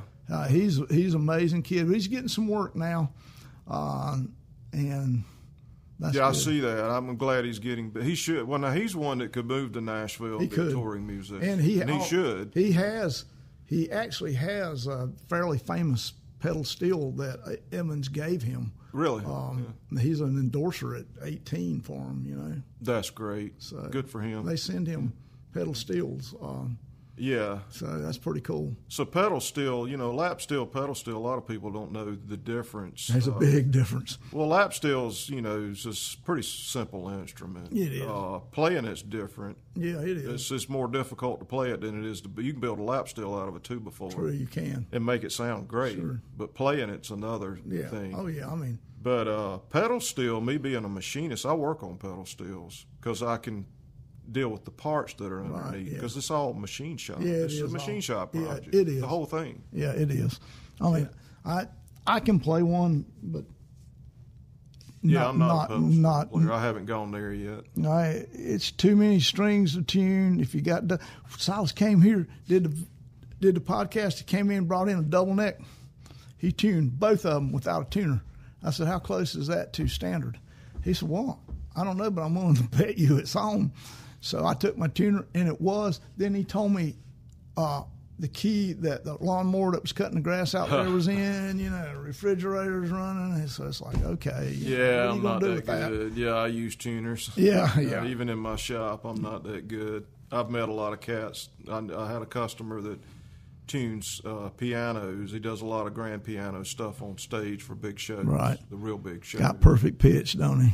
Right, and he said, "What do you need those for?" I got my tuners that I use in my shop working. And what do you need those for? I'm like, to work on these guitars, and he laughed at me. Oh, yeah, those guys are ridiculous. I'm like, you don't use tuners? Yeah. Nah, I'll buy ear. Yeah, it's, those people don't count. No, that's a whole nother world. That is. That's the people that see, I did a survey of the people that have been on the show, how many people see music notes in color. Yeah. And I polled 300 people, and I found one that really did. It's funny you say that. I see when I'm recording, I see shapes. Shapes is cool. Yeah, I see circles, squares, triangles. Really? It's weird, because on the modern recording, you put things in a place, and each thing has its own personality shape-wise. Yeah. And if I hear a straight line, back in the booth. Really? Straight lines that bad. Is Yeah, especially in vocals. Oh, if I'm hearing a straight line vocal, like, you know what I mean? Yeah, I do. But it's like, nah, we got to go put some circles and shapes in that. That's a first for me. That's one of the things I kind of halfway study is how people interpret music mentally, where it goes with it. You're the first person that I know that's done that. Yeah, the straight line thing drives me nuts, even on instrumental stuff. If I hear straight lines, like, nope, it's not working. That's wild. We got to do this and get that, put some shape in it, And so you have different shapes for different sounds? Yeah, just, I don't even know how to describe it. When I'm looking at the screen, I can see it and hear it. Yes. It's weird. Yeah, I love that stuff. It's just a visual thing. Yeah. Well, I know that I know one person that actually sees the music in colors. I've had people to tell me they kind of did, but then once we got to really talking about it, they didn't. But it's one in, I don't know, a blue million that do that. But he's one. But you're the first shaper. I've had people see it in different ways, but that's the first. Yeah, I'm really picky about vocals and on recording. We'll do like a half a dozen takes of just singing it straight through like you would on stage. Right. Then we'll pick out certain lines or whatever that sound good. Yeah. Like that's a keeper. Piece them together, yeah. And then I'll go back in the booth and do the whole song one line at a time if I need to so I can catch my breath. Wow. And that's the great thing about modern recording. True, you can do that. Yeah, you can. And then you pick out the best parts and put it together. Yeah, you can do that these days. I mean, that's really cool. Yeah. I saw where George Jones did 45 takes on White Lightning. Yep. And what a great song. Yeah, what a great song. From a great singer, too. I mean, we're talking, you take me in there as a singer, it'd be 45 takes because I messed them up. But, I'm sure he gave them 45 choices. Yeah. You know? Yep. They say James Taylor's that way, too. I could see that. Ricky Skaggs, when he did that Christmas song with James Taylor, he said he finally told James, dude, I'm tired. Yeah. Pick one of these and let's do it. Yeah, let's get this over with. He's like, nope, it's not good enough. We got to do it again. Oh, yeah. Yeah. Yeah, Ricky Skaggs is one of my heroes, too. Ricky, there's that whole crowd from that era. Yeah, Ricky and Tony have the best two-man record I've ever heard in my life. Tony Rice. Yeah, the Skaggs and Rice. Oh, yeah. Oh, man, I tell you what, two people can't do better with a guitar, two vocals, and a mandolin. Yeah. That's as good as it gets. I think I've heard some of that. So Frank Poindexter's a good friend of mine. That's Tony's uncle. Yeah. Yeah. That's pretty cool. Yeah, Frank's a really good friend of mine. And Frank still helps me out. He sends me customers all the time. Yeah, Frank's an incredible resonator player. Yeah. Probably one of the best in this region, hands down. I agree. And he's still at it. Yeah. Deeper Shades of Blue. Yeah. I think he and Troy are the only two original members. Probably are the only They're ones. still doing it. Yep. And he's getting some age on him, but he's still out there killing it. Well, you know. Yeah. You reach a point where sometimes you just have to keep on going. Well, it's, we're musicians. That's the thing that keeps us going. Well, I've quit a ton of times and it never took.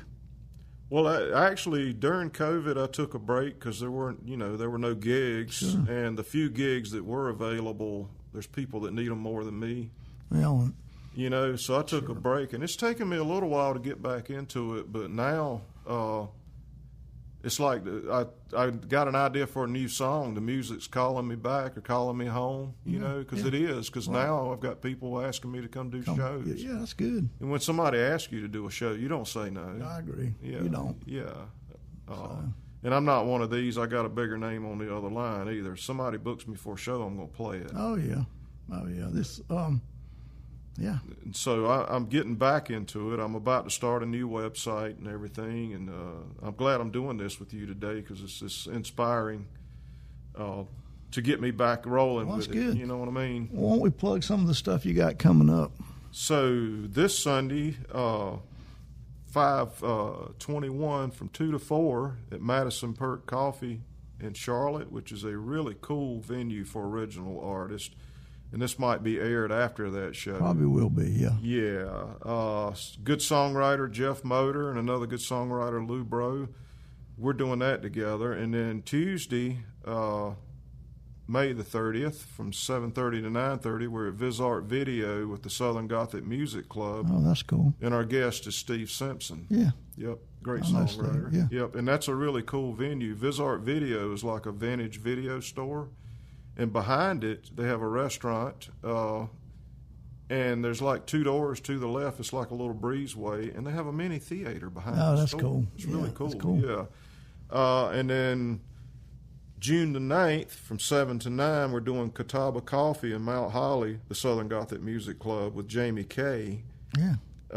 Another incredible singer-songwriter here in Charlotte. And then Seafield Social in Chesterfield, South Carolina, August the 4th with the Southern Gothic Music Club. And then what we were talking about earlier, the Dragonfly Wine Market here in Shelby. Yeah. On the 10th of August, playing Southern Gothic Music Club with Kevin Bridges. And you said you're going to be there for that. Yeah. Yeah, good. Yeah. Good. That'll be fun. Looking forward to that. Yeah, that should be fun. that's all we have now. We're trying to get busy. This is a new act with the Southern Gothic thing. Yeah. Well, how about let's link you up with your luthier business here too. So smilingmoonguitars.com website, and then I'm on Facebook, Smiling Moon Guitars, and I post a lot of stuff on my personal page. Okay. Just Kevin Marshall. Right.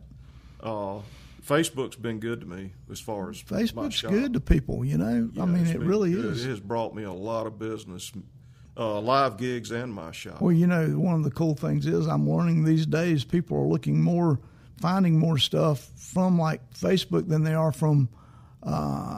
In fact, I'm thinking about letting my Big Sound Small Town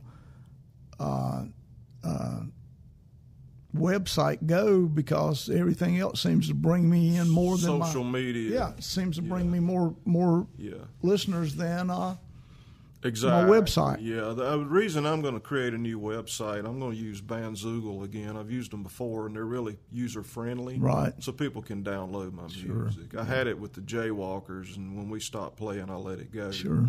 So it's time to fire. I mean, I'm on, Spotify and all the streaming. Yeah. But the thing is if you buy it off my website, I get paid. True. Yeah. I made more money off my website. Sure. I had the Jaywalkers website than I did off streaming. Oh yeah.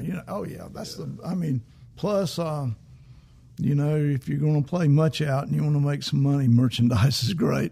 Yeah. That's good and bad. Yeah. I mean, it's not cheap to have that stuff. No, made. not anymore. So you got to get your money. Yeah. But you have to toss some out in the crowd sometimes. You do have to do that. You do. Yeah, and CDs I know are becoming are a thing at a pass. Yeah. When CDs were popular, I called them a really expensive business card. Yeah, they kind of were. It's funny these days. You talk to people, and you ask them, particularly young people, you're putting a CD out with this, and no, man, I don't. They grew up in an era of no CDs. Streaming. Cars do not have CD players. No, they don't even put them in cars anymore. Yeah, it's they're becoming dinosaurs. So when you kind of press them off, you're probably, when you press your CDs off, they're pretty much, like you said, a business card because nobody play them. Right. Old people. Yep. I still have a CD player. I like CDs. I still have a CD player too, but young generation? No, it's changed. The internet changed all that also. And it's funny, people are going back to vinyl. Yeah, they are. But when vinyl went out, a lot of the pressing plants, they destroyed all their equipment. Sure they did. There's not a lot of that stuff around. I know Jack White has one up in Detroit that he reopened and retooled. David and Gillian Welch in Nashville have one, and the reason I know this is because there's a guy from Shelby who is their record presser. He runs that operation, and they went to California and bought a studio and moved it to Nashville. Really, all the equipment. Yep. It's a manufacturing facility. And then they went and bought the same stuff out of actually the House of Blues in New Orleans had a pressing record press. Yeah, and so they bought that too. So they that's cool. They brought it all to cool. Nashville now. Yeah, because I saw an interview with Jack White, and that's what he was saying. That a lot of this equipment just doesn't exist. Yeah, exactly, and that's what they were saying. And this kid, he's from Shelby, and he went to Nashville, of course, to be a performer, but then he also had He got in with a pedal builder out there, and and then he also realized that. Then he went to work for David and Gillian as they bought one of his pedals, and then they hired him as a sound technician in their studio. Yeah, and then good they for added him, that, 'cause they're incredible. They are. And that piece of junk arch top he plays, the way he makes that thing, he'll even tell you it's a piece of junk. I've seen interviews Some with people him have that touch. And that thing was hanging on a wall at the luthier that he was using at the time. It was hanging on the wall in his basement, I think, where his shop was. And he kept asking about it. The guy's like, "You don't want that guitar." And that's the rest is history. Yeah, and he's got his own unique sound. Very much. Yeah, I mean that's you talk about creativity right there. Right.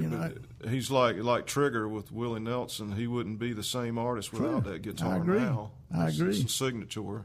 Yeah, I mean, I'm sure somebody, some luthier somewhere, will build him that now for him. But can you duplicate? I doubt you can. Yeah. Yeah. I mean, unless it's getting to the point where he can't take it out anymore. Right. I know Sheryl Crow with her. What is it? Is it a Southern jumbo or? Yeah, I think it's a Southern jumbo. Gibson. Yeah. She's got like a 50s something, and she's scared to tour with it, and so Gibson reissued the guitar. Yeah, which is cool. It is cool, but they're not the same. It's not. But there again, sometimes if you got to put something on an airplane, you wonder. It's like, oh, this is probably it each time with something like that. That's your signature thing. You think, oh, is this it right here? Right. Well, you see a lot of modern or artists these days, older rockers and any professional musicians playing Epiphones. And Fender Squires, and there's a reason for that. Listen, I got a Fender Squire Telecaster. Those are good guitars. I got a bunch of Telecasters. Yeah, bunch of good Telecasters. Yeah, but most people, if we do a sound test, cannot distinguish between them. Oh no, it's and it is a good player. Now. Okay, so I had put some when I got it, I put Lindy Fralins in. Fralins, yeah. And it was great. But then I decided to take them out and put just for fun, put the ones that were in there. Guess it sounded better with the ones that it came with in my Lindys. Whatever works. So I take that out a lot because it's a beater. I can beat it, And if something happens to it, you can go buy another. Sure, all day long. So you're seeing a lot of pros using cheaper guitars now. The reason for that is because the vintage guitar market is crazy. It's crazy, and they've improved the cheap guitars. Right. Yeah. Well, I take them in my shop. A lot of the Epiphones and the cheaper Fenders and stuff, and just put better hardware on them. Put better pickups, better electronics. I mean, I've got an SG that I've done that too. Yeah. With now, truthfully, it doesn't sound as good as my SG. It's heavier. Yeah. But it's close enough.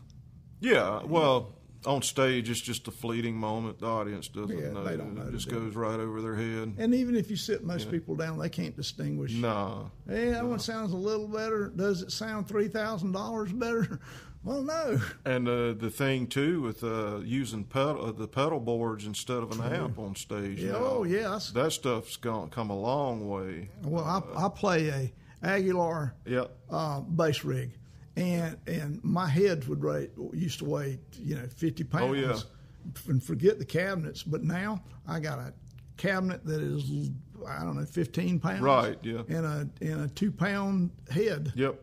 And it sounds every bit as good as the Ampeg, huge Ampegs I used to take out to play bass. Right. Well, speaker technology has changed quite a bit too. Bose actually was the game changer in speakers. Yeah. They developed all that stuff. Yeah. Now everybody, I have a Fishman PA, the tower, 2 towers and 2 subs, and it's just Bose copy basically. And that's also a wonderful. Sound technology's changed so much too. You used to have to take out so much equipment. Now you don't need it anymore. You don't need it. No, yeah, well, we didn't need it back then. That's true. We used it anyway. Yeah, that's true. I had a full-size Dodge truck with a dual-axle trailer slammed full of PA. Oh, yeah. And all that stuff's gone. And, I'm thankful it's gone. you can, most places, down there at Dragonfly still do, but most places you can play with your in-ear and don't even have to have a wedge, right, anymore. Yeah. So. Yep. Technology's a wonderful thing. But the funny thing about all this lightweight PA is the marketing strategy behind it was it's easier. No, it's not easier. It's just lighter. It's just lighter. Just as true. It takes just as long to set it up and tear it down. It just doesn't break your back. I think the thing that would have been easier to say is it's lighter, and then that way older musicians, yeah, I'm in, man, I'm in. Right. You know? Well, that's where I am now. But I love I'm a Fishman dealer, and I got a good price on the Fishman, stuff. I love it. It's good stuff. It is good stuff. I got some good news from Fishman here recently. I ordered a part, and she's like, my reps, we don't have that part here now. And I'm like, why is that? And she said that during COVID, they started tooling up their factory here in the United States. They're bringing a lot of it back. Oh, that's great. Yep. That's really good. It'll be made in USA. Yeah. That's what I want to hear. As a tool maker, I watch my jobs disappear. Oh, yeah. I watch the grand exit of manufacturing. Sure. Yeah. I have a song about that, actually. Yeah, I do too. You know, and and it destroyed small town America. it did. Yeah. Yep. Yeah. Opportunities are in the cities now. Yeah, they are. That's sad because, you know, I grew up in a mill town down in Lancaster Springs Mills. Sure. That was the heart of that. Yeah. Town. Oh, yeah. It all just disappeared. Yeah. So, yeah, but like you said, songs, it's good inspiration. Yeah. Well, you know, nobody wants story. to hear. Yeah, nobody wants to hear a happy ending or a happy story. Right. Yeah. You know. Yeah. Yeah, I've been accused of causing myself problems just so I'll have something to write about. Right. You know, well, that's you're true. a musician, You know? of course you did. So, you know, it's the way it is. Yeah. What else we need to know? What else do we need to know? Yep. Well, like I told you, I'm finally getting back in the groove and getting back out there. Just turned 60 years old in December, and you know, you get older, you start thinking, you know, how you like the wish you hads. Yeah. There's a lot of that, and luckily, I've done a lot of cool things in my life between music and my career in tool and die. Sure. So I really don't have any wish I hads as far as that goes. But I don't want to be an old man and like I should have got back in the studio and recorded those songs, or you know what I mean? That type of thing. You're telling me, Yeah, you know. I'm 71 and I'm recording a new record right now. So I'm getting ready to go back in the studio. We're the Southern Gothic Music Club. We're going to start recording some of those songs. I'm not sure how we're going to put those out because Joe has a lot of really good songs, and I've got my songs. And we're going to help each other in the studio, but they might be released, you know, instead of like on one record, separately. Combination. But under that name, Right. Southern Gothic Got you. Music Yeah. Club. Because I've got a concept record that I've been working on for a while now about growing up in small town. And I've got a lot of songs written about that, about my own life. It's a Yeah. biography, so to Sure. speak. Yeah. And, so I'd like to put all those together in one project. Yeah. But we're playing these songs in the Southern Gothic Act now, so I want those guys to be involved in the recording process, of course. Right. Yeah. And then Kevin Marshall and the Jaywalkers. I was just talking to my bass player the other day, and we've got songs that we were playing that weren't recorded when we were still playing a lot. And I think we're going to go back in the studio and do an EP with that stuff. That's great. Also. That's great. Sounds like you got a lot going on. Yeah, I'm really busy in the shop, fortunately. No, that's a good thing. Yeah, I have to stay occupied. Yeah, I understand that. I put too much on my plate sometimes, but I'm not happy if I don't. Well, I think there's some people that just aren't, you know, kind of workaholics. Yeah, I've always been a workaholic. And you know, well, trust me, I'm one that needs my time filled. I get in trouble if my time's not filled up pretty good. Yeah, but now when I do want to be home with my wife and there's no phone, there's, you know, That's I great. check out. That's great. I want to be left alone, you know. I understand. And being a musician, you know this. You've played in front of so many people for so many years. Sometimes it's nice to be by yourself. Well, I'll tell you this too. It is. I will tell you another thing too. It's harder for me to play for people I care about, you know, or that are closely associated to me than it is strangers.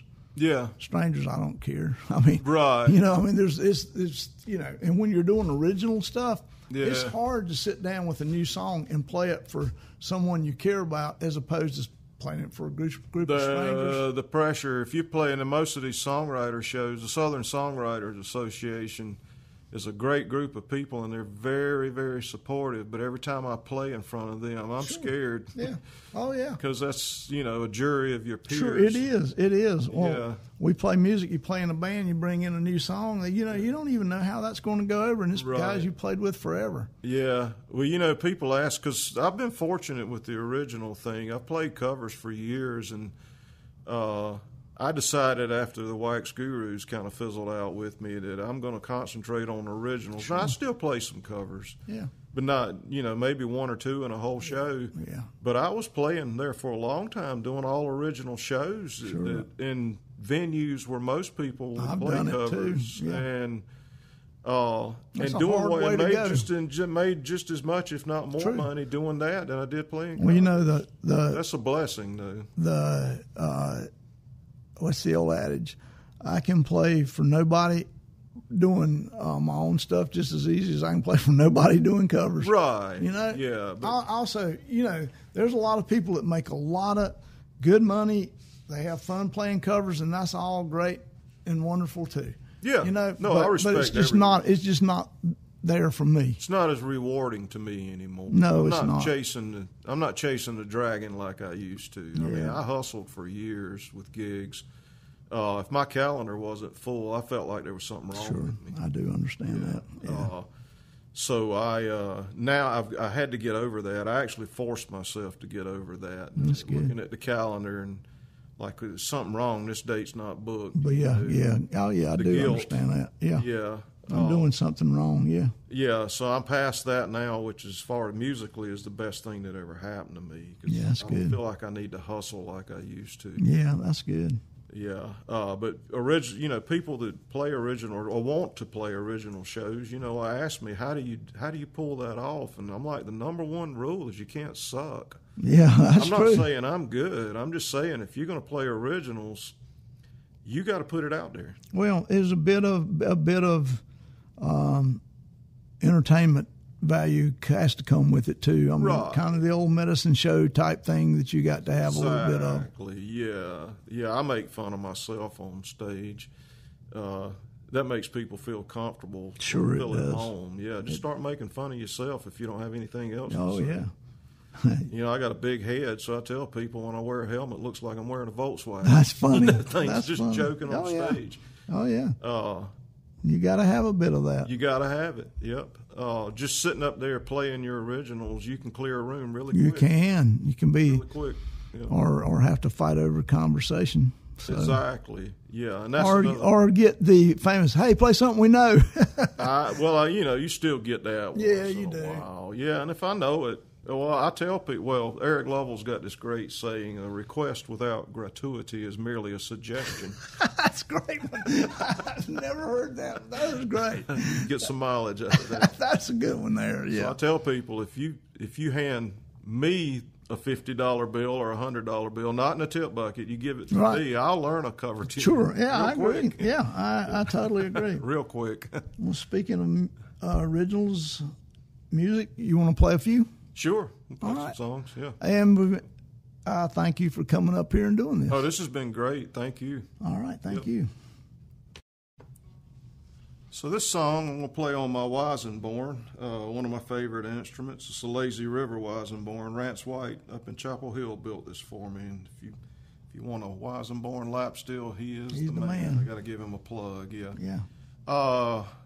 We were talking about aging out as musicians, and especially with songwriters, what we all want is to be remembered by our music. For a song, by our songs. Yeah. So I wrote this song. It's called "When I'm Gone." And that's basically what it's about. So, and we've lost a lot of good musicians in this region the past few years. And so a good friend of mine passed away this past week, Danny Burris, called him Dano. So I want to dedicate this to Danny. He was a good songwriter, good musician, good friend.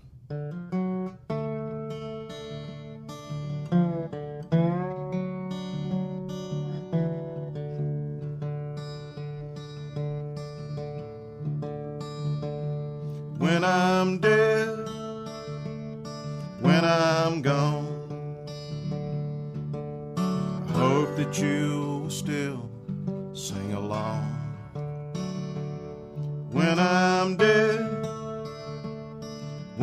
I'm gone, the only thing that's left will be my song. And I hope you'll sing along. When I'm dead,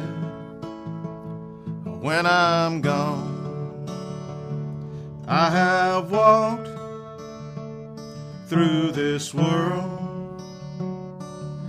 with good and bad intentions in my mind. As I've grown, I've come to know all my bad intentions had to go. Nothing but good intentions from now on.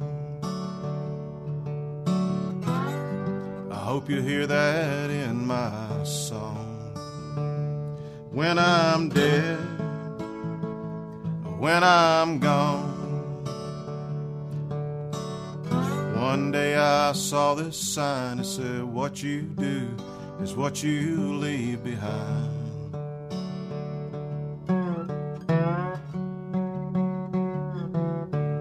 That's when I began to see it was clear to me. It opened up my eyes. When I'm dead, when I'm gone,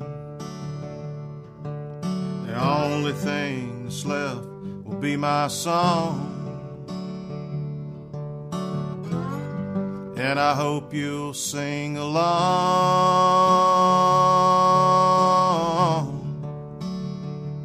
When I'm dead, when I'm gone, when I'm dead,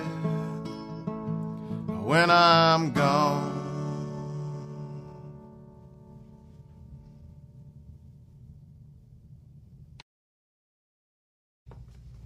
Yeah, so we talked earlier about a concept record that I want to make, and this is going to be the title track. It's called Hell in L.A., and it's kind of, this whole concept's about my life growing up in small town America.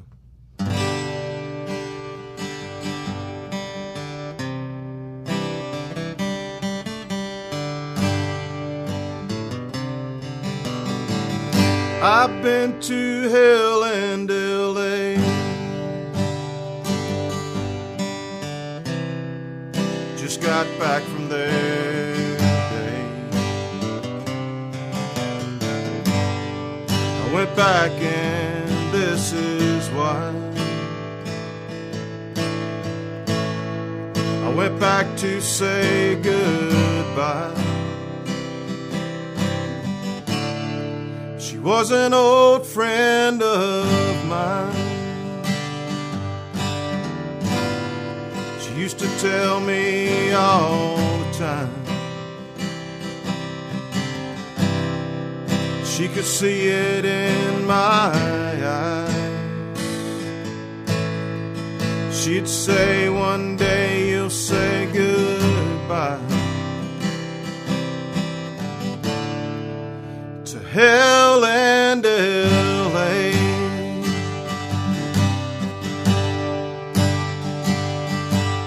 As I stood there watching them lay her body down, so many things went through my head.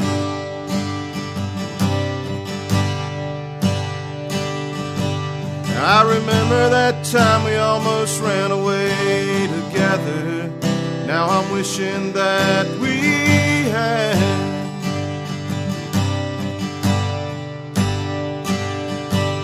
I was battling demons of my own back then. Would have been the worst mistake we could have made.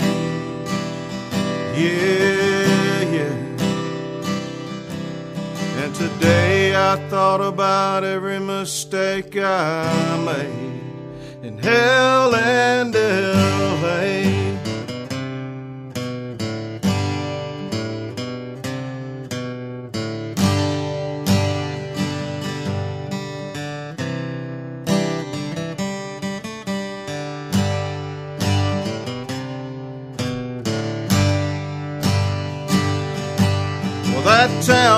nothing but hell on me. I wasted too much time wishing I was somewhere else.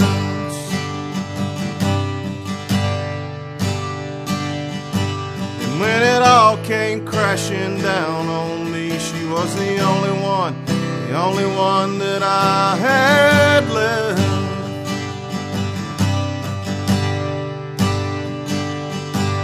And as I stood there watching them lay her body down, I never dreamed it would end this way.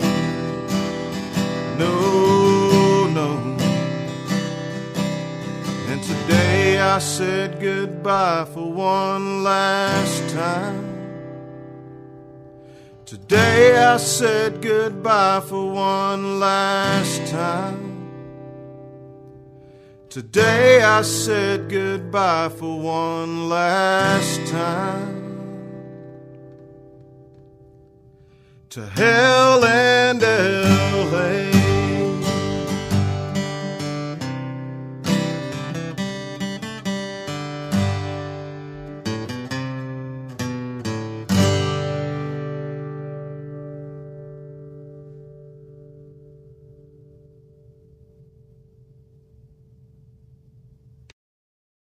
Come to the Earl Scruggs Music Festival September 1st through 3rd, 2023 at the Trine International Equestrian Center.